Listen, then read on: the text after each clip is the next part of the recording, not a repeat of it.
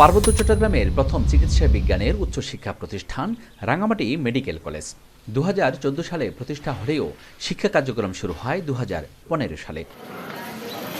প্রতিষ্ঠার 10 বছরেও স্থায়ী ক্যাম্পাস পায়নি পার্বত্যাঞ্চলে প্রথম নির্মিত মেডিকেল কলেজটি। বর্তমানে রাঙামাটি জেনারেল হাসপাতালের করোনারি কেয়ার ইউনিটের 5 তলা ভবন ভাড়া করে চলছে কলেজের কার্যক্রম। আর শিক্ষার্থীদের বাসস্থানের জন্য করা হয়েছে পুরনো ভবন ভাড়া। আধুনিক ল্যাব, ক্লাসরুম, লাইব্রেরি, শিক্ষক কর্মচারীদের আবাসন ব্যবস্থা না থাকায় ব্যাহত শিক্ষা কার্যক্রম। ক্লাসরুমের জন্য অনেক সময় বাইরে দাঁড়িয়ে থাকা লাগে, আমাদের কনফারেন্স রুমটাকে ক্লাসরুম হিসেবে ব্যবহার করা লাগতেছে। 75 জনের জন্য যে সিট আর 50 জনের জন্য যে সিট সেটা আসলে সেম রাখা হয়েছে। 75 জন আসার পরেও সিট বাড়ানো হয় না। সাবজেক্ট ওয়াইজ কোনো টিচার নেই।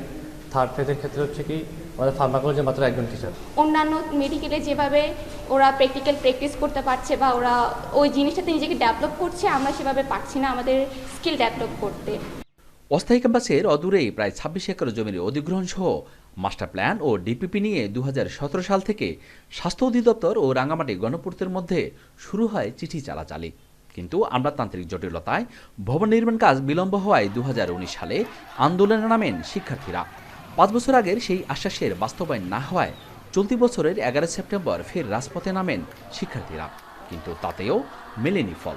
প্রথমত এই সমস্যা হচ্ছে ক্লাসরুম, দ্বিতীয়ত সমস্যা হচ্ছে আমাদের টিচারদের বসার জায়গা নেই। আমাদের এখন 80-এর কাছাকাছি শিক্ষক আছেন, বসার জায়গা খুব কম। এই দুটো সমস্যা, প্লাস ছাত্রীদের হোস্টেল নেই। হোস্টেল না থাকাতে এখন ওদের পুরাতন কতগুলো ভবনে ওদের রাখতে হচ্ছে, তাতে করে ওদের স্বাস্থ্য ঝুঁকি তৈরি হচ্ছে।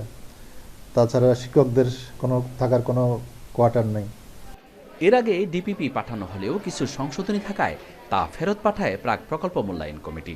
ফলে নতুন করে মন্ত্রণালয়ে সংশোধিত চূড়ান্ত ডিপিপি পাঠানোর দাবি গণপূর্ত বিভাগের। এখানকার এলাকাবাসী চিকিৎসা বঞ্চিত হচ্ছে বা মেডিকেল কলেজের ছাত্ররা তাদের ক্যাম্পাস না থাকার কারণে যে শিক্ষা খাতে তাদের ক্ষতিগ্রস্ত হচ্ছে, হল পাচ্ছে না বা পরিবেশ পাচ্ছে না পড়াশোনা। এইটুকু বলা ছাড়া আসলে আমাদের এম থেকে এই কথাগুলো বেশ কয়েকবার বলা হয়েছে। রাঙামাটি মেডিকেল কলেজ ও নার্সিং কলেজ স্থাপন শীর্ষক প্রকল্পের ডিপিপি সম্প্রতি পৌঁছেছে স্বাস্থ্য মন্ত্রণালয়ে। সেখান থেকে পরিকল্পনা কমিশন হয়ে একনেকে পাশ হলেই আলোর মুখ দেখবে রাঙামাটি মেডিকেল কলেজের স্থায়ী ক্যাম্পাস। তাই পাহাড়ের উচ্চশিক্ষার পথকে সুগম করতে প্রকল্পটি দ্রুত বাস্তবায়নে সরকারের হস্তক্ষেপ চেয়েছেন শিক্ষক, শিক্ষার্থী ও পাহাড়ের মানুষেরা। জিয়াউর রহমান জুয়েল, এখন রাঙামাটি।